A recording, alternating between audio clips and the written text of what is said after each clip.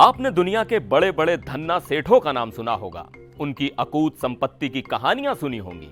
लेकिन आज हम आपको एक ऐसे सेठ की कहानी सुनाने जा रहे हैं जिसका खजाना दुनिया के कई देशों के सरकारी खजाने से भी ज्यादा बड़ा है। गुणा गणित के हिसाब से इसको ऐसे समझिए कि फिलहाल सेठ जी की कंपनी दुनिया भर में जितने पैसों का प्रबंधन कर रही है वो हमारे देश भारत की कुल अर्थव्यवस्था से भी तकरीबन 3 गुना ज्यादा है। मतलब ये कि दुनिया की 5वीं सबसे बड़ी भारत की अर्थव्यवस्था वर्तमान में लगभग 3.7 ट्रिलियन डॉलर है, जबकि इस धन्ना सेठ की निजी कंपनी तकरीबन 10 ट्रिलियन डॉलर से भी ज्यादा की संपत्ति का प्रबंधन करती है। इस लिहाज से अगर देखा जाए तो ये साहब सिर्फ एक धनपति ही नहीं बल्कि अपने आप में एक भारी भरकम देश हैं। ये जानकर आपको और भी हैरानी होगी कि धरती के सबसे बड़े धनिकों में शुमार Elon Musk, Bernard Arnault, Jeff Bezos, Bill Gates और मार्क जकरबर्ग भी खजाने के मामले में इस वाले धन कुबेर का मुकाबला नहीं कर सकेंगे। लेकिन दिलचस्प ये है कि इतने बड़े खजाने की चाबी जिस शख्स के हाथ में है उसकी गिनती ना तो दुनिया के सबसे बड़े अमीरों में होती है और ना ही इस शख्स को ज्यादातर लोग जानते हैं। आखिर कौन है ये शख्स, क्या है इसकी कहानी और क्या है इनका कारोबार जिसके जरिए ये बंदा पूरी दुनिया पर राज कर रहा है। दरअसल ये साहब हैं Larry Fink. Larry Fink America के एक व्यवसायी हैं और इनकी कंपनी का नाम है ब्लैक रॉक इंक। ये एक अमेरिकी बहुराष्ट्रीय निवेश प्रबंधन कंपनी है जिसे दुनिया भर में संपत्ति प्रबंधन में सबसे पावरफुल और नंबर 1 कंपनी माना जाता है। वर्तमान में ब्लैक रॉक लगभग 10 ट्रिलियन डॉलर से भी ज्यादा की संपत्ति का प्रबंधन करती है।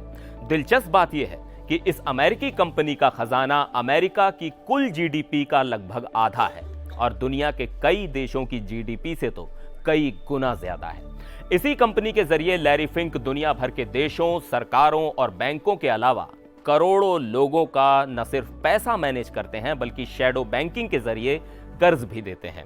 जानकारों के मुताबिक विश्व की लगभग हर बड़ी कंपनी में ब्लैक रॉक इंक की हिस्सेदारी है।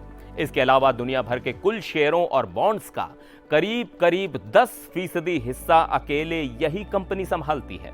इसलिए ऐसा कहा जाता है कि पूरी दुनिया की दौलत के कुछ हिस्से पर ब्लैक रॉक इंक और लैरी फिंक का जोर चलता है। जोर इतना कि लैरी फिंक जब चाहें, जहां चाहें, जैसे चाहें अपने पैसे की ताकत से शेयर बाजार को हिला सकते हैं। आज की आर्थिक दुनिया में इस कंपनी का प्रभाव इतना ज्यादा है कि चीन जैसे ताकतवर देश में भी इस कंपनी का राज चलता है। दिलचस्प यह कि चीन कभी नहीं चाहता था कि ब्लैक रॉक की एंट्री चाइना में हो, लेकिन इसके बाद भी चाइना ब्लैक रॉक को अपने यहां आने से नहीं रोक पाया।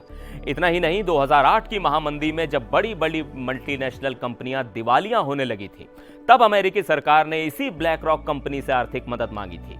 बात यहीं खत्म नहीं होती। साल 2020 में कोरोना की त्रासदी में भी ब्लैक रॉक ने ही बॉन्ड मार्केट और अमेरिकन इकोनॉमी को सहारा दिया था।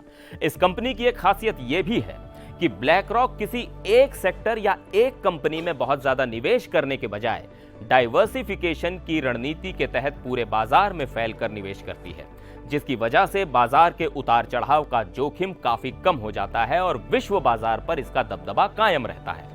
ब्लैक रॉक के विश्वव्यापी विस्तार का अंदाजा आप इस बात से भी लगा सकते हैं कि इसे विश्व का सबसे बड़ा शैडो बैंक भी कहा जाता है। शैडो बैंकिंग यानी पारंपरिक बैंकिंग से अलग वित्तीय संस्थानों और गतिविधियों का एक ऐसा नेटवर्क जो बैंकों की तरह ही उधार लेन देन की सेवाएं प्रदान करता है, लेकिन वो पारंपरिक बैंकों की तरह सख्त नियमों के अधीन नहीं होता है। फाइनेंशियल वर्ल्ड में ये फिंक की समझ का ही जादू है, जिसकी बदौलत बहुत ही कम वक्त में उन्होंने एक छोटी सी एसेट मैनेजमेंट फर्म को दुनिया की सबसे बड़ी इन्वेस्टमेंट मैनेजमेंट कंपनी में बदल दिया। दरअसल शेयर मार्केट में गहरी रुचि रखने वाले फिंक ने 1988 में अपने कुछ सहयोगियों के साथ मिलकर ब्लैक रॉक की नींव रखी थी। अपने शुरुआती दिनों में यह कंपनी सिर्फ निवेश बैंकों के लिए जोखिम प्रबंधन का काम करती थी, लेकिन 1990 के दशक में तेजी से तरक्की करते हुए इस कंपनी ने म्यूचुअल फंड और एक्सचेंज ट्रेडेड फंड जैसे निवेश उत्पादों का प्रबंधन भी शुरू कर दिया। ये ऐसे फंड होते हैं जिनके जरिए आम लोगों का पैसा इकट्ठा करके तमाम कंपनियों के शेयरों में निवेश किया जाता है।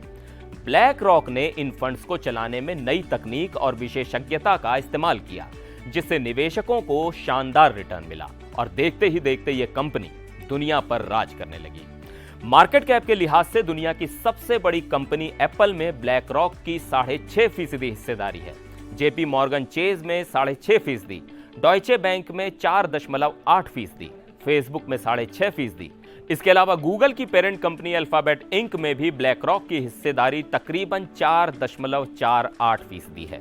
वैश्विक पटल पर ब्लैक रॉक का प्रभाव अब इतना ज्यादा बढ़ गया है कि आज के वक्त में बड़ी बड़ी कंपनियां या सरकारें जब कोई महत्वपूर्ण आर्थिक निर्णय लेती हैं तो नीति निर्धारण में ब्लैक रॉक इंक की राय भी महत्वपूर्ण मानी जाती है। इन्हीं वजहों से लैरी फिंक का नाम आज दुनिया के सबसे प्रभावशाली फाइनेंशियल लीडर्स में शुमार किया जाता है। उन्होंने फाइनेंशियल वर्ल्ड को बिल्कुल फ्रेश और नए तरीके से सोचने का रास्ता दिखाया है। इस बारे में फिंक हर साल एक पत्र लिखते हैं जिसमें वो अपने क्लाइंट्स और दुनिया को फाइनेंशियल और बिजनेस प्रैक्टिसेस के बारे में अपने विचार देते हैं। इस तरह एक बंदा अपनी समझ की बदौलत आज पूरी दुनिया पर अदृश्य तरीके से राज कर रहा है। दिलचस्प ये भी है कि निवेश की इतनी गहरी समझ रखने वाले लैरी फिंक ने यूनिवर्सिटी ऑफ कैलिफोर्निया से अर्थशास्त्र या कॉमर्स में नहीं बल्कि पॉलिटिकल साइंस में अंडर ग्रेजुएट की डिग्री प्राप्त की थी। हालांकि बाद में उन्होंने MBA की पढ़ाई भी की। इनका जन्म 1952 में लॉस एंजलिस कैलिफोर्निया में हुआ था, लेकिन एक सवाल का जवाब अभी भी अधूरा है और वो सवाल ये है कि इतना सब कुछ होने के बाद भी वर्ल्ड के सबसे बड़े धनिकों में लैरी फिंक का नाम शामिल क्यों नहीं है। और इसका जवाब ये है कि लैरी फिंक के पास जो अकूत धन है वो उनका खुद का नहीं है बल्कि अलग अलग देशों या संस्थाओं का है। लैरी फिंक सिर्फ इस धन के प्रबंधक और रक्षक हैं, मालिक नहीं है।